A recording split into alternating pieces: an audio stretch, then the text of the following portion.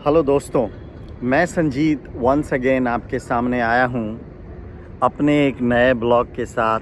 All the आजकल मैं बहुत ज़्यादा वीडियो नहीं बना रहा हूँ, बट आज एक मौका है स्पेशली महाराष्ट्र इलेक्शंस के रिज़ल्ट को लेकर के। तो मैंने सोचा कि आपके साथ में अपने कुछ थॉट्स शेयर करूँ कि क्या कारण है दैट महाराष्ट्र में बीजेपी और Mahayuti rather NDA first time in the history इतने ज़्यादा सीट्स के साथ जीती है।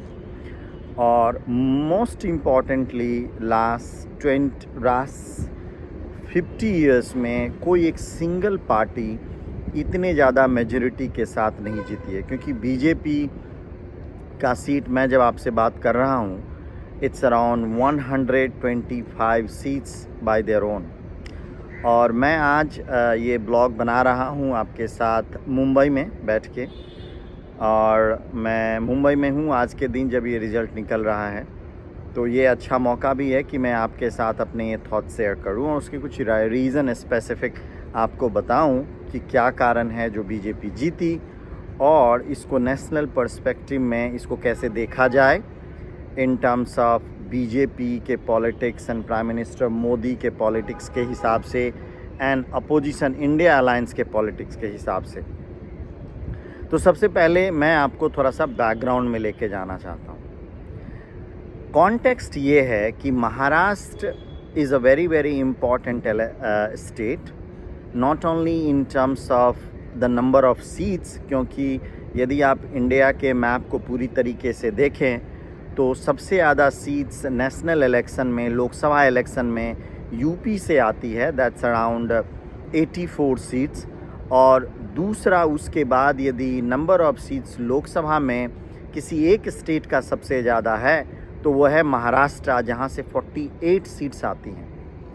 बट महाराष्ट्र अपने आप में इसलिए भी ये डिफरेंट है क्योंकि ये इंडिया का एक फिनेंशियल कैपिटल है, और जितने ज़्यादा businesses house, headquarters, everything is with this state.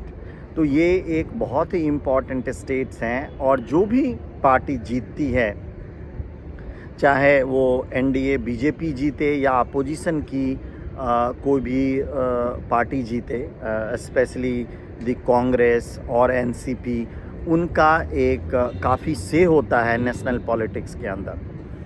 तो थोड़ा सा हम पहले आपको लेके जाना चाहते हैं। आपको पता होगा 2014 में बीजेपी का एनडीए का सबसे पहला गवर्नमेंट बनी, और 2014 में लोकसभा इलेक्शन में भी बीजेपी को यहाँ से काफ़ी सीट्स आए थे, जो हेल्प किया उन्हें सेंट्रल गवर्नमेंट बनाने का। एंड स्टेट में भी बीजेपी एंड शिवसेना का वो अलग अलग लड़े थे, और बीजेपी का काफ़ी सीट्स आया था। और पहली बार ऑलमोस्ट 50 सालों के बाद बीजेपी की सरकार लेड बाय देवेंद्र फडणवीस पहली बार बनी थी, जो शिवसेना ने सपोर्ट किया था। 2019 का जब इलेक्शन हुआ, इवन देन उसमें भी BJP was a single largest party, और बीजेपी और शिवसेना दोनों मिल करके इलेक्शन लड़े, और वहाँ शिवसेना उद्धव ठाकरे के ग्रुप ने इन्हें डिच करके वो चीफ मिनिस्टर बनने के लिए अपोजिशन कैंप में चले गए with Sharad Pawar and all.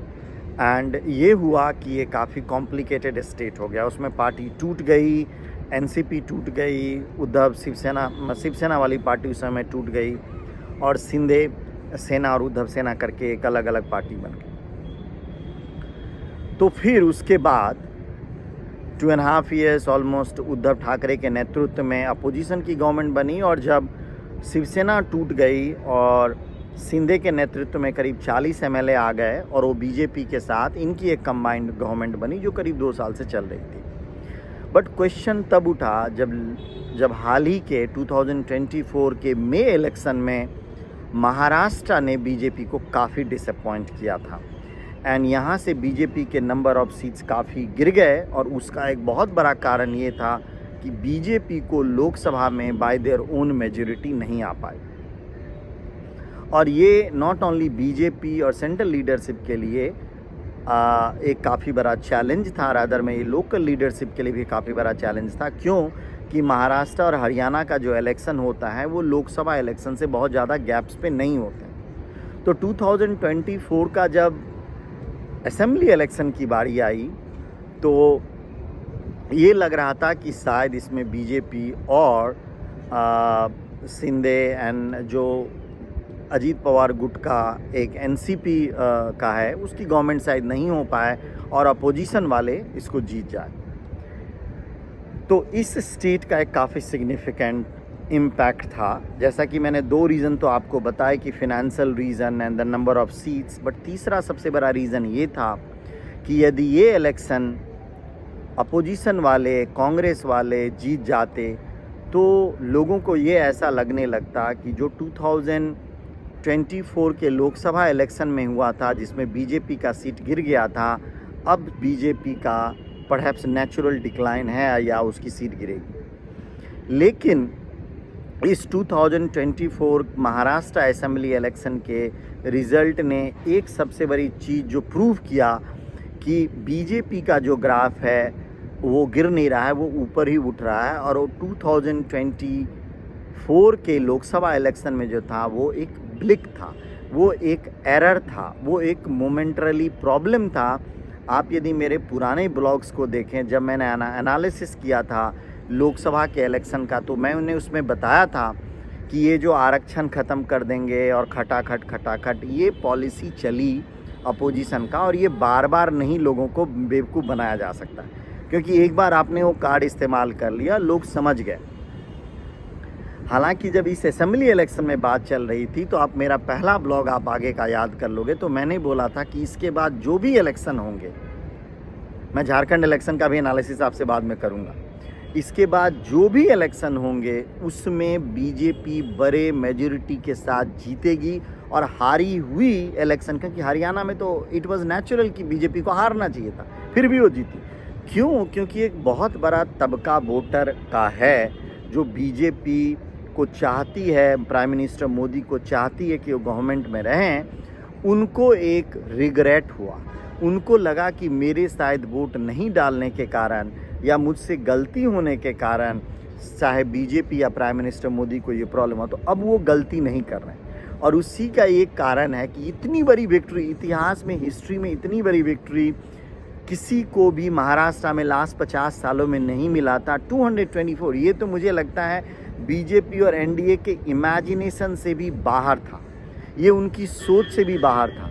But ये जीत का एक सबसे बड़ा जो एनालिसिस है, वही एनालिसिस ये है कि जो मैंने पहले काफ़ी सारे ब्लॉग्स में बोला था कि जो बीजेपी के जो वोटर्स हैं, जो कि किसी कारण से वोट नहीं देते थे, लेथर्जिक पड़ जाते थे, या उन्हें लगता था कि मैं वोट डालूं ना डालूं बीजेपी तो शायद जीतेगी ही, उनको ये रियलाइजेशन हुआ कि उनका वोट कितना इम्पॉर्टेंट है और उन्होंने ये वोट डाला। तो ये एक बहुत बड़ा रीज़न, हालांकि इसके रीज़न बहुत सारे हैं, मैं आपको एक और ब्लॉग बनाना पड़ेगा इस विक्ट्री के एनालिसिस को लेकर के, जो मैं फिर से बहुत जल्दी ही बनाऊंगा। और मैं जब तक मुंबई में हूँ आने वाले 2 दिनों तक मैं आपको बनाऊंगा और आपसे शेयर करूंगा। हालांकि ये महाराष्ट्र का जो जीत है वो सारे मिथ को, सारे कन्फ्यूज़न को क्लीन कर दिया। That prime minister Modi, BJP and NDA is still a very formidable. लोग उसे पसंद कर रहे हैं। और मैं मुंबई काफ़ी दिनों के बाद आया हूँ, बट बिलीव मी, मैं जो मुंबई का ग्रोथ, उसका जो इंफ्रास्ट्रक्चर जो मैं देख रहा हूँ, ये 10 सालों में जो चेंजेज हुआ, this remarkable. They are really truly transforming Mumbai as a global city in terms of the infrastructure and all the factors. तो यदि मैं ट्रू वोटर हूँ और मैं चाहूँगा कि नहीं, मुंबई का, महाराष्ट्र का विकास हो, और उसको यदि कोई पार्टी कर सकती है तो वो बीजेपी लेड एनडीए ही कर सकती है। तो ये मेरे अपने कुछ थॉट्स थे। हालांकि मैं आपको नेक्स्ट ब्लॉग में और भी इसके डीप एनालिसिस करूँगा। तब तक please like, share and subscribe to my channel and keep encouraging me by your like and subscribing to the channel. Till the time, take care of yourself and speak to you soon.